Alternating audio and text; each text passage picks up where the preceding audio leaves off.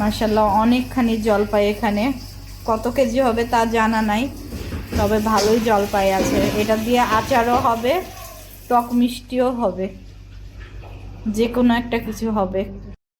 আজকে চাটনি রান্না করবে জলপাইয়ের, বেলিয়ানটি, টক ঝাল মিষ্টি চাটনি। বেলিয়ানটি এটা লবণ দিয়ে সিদ্ধ করতে দিয়ে দিয়েছে।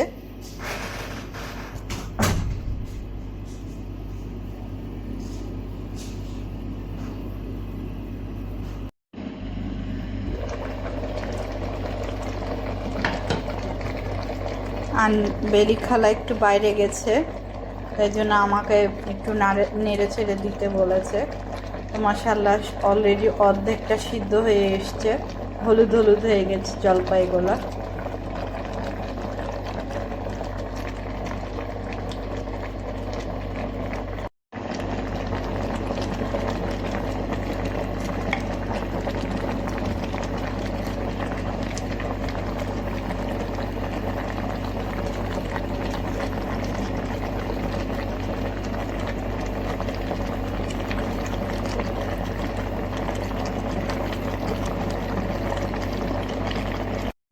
ফাইনালি সব সিদ্ধ হয়ে গেল জলপাইগুলা।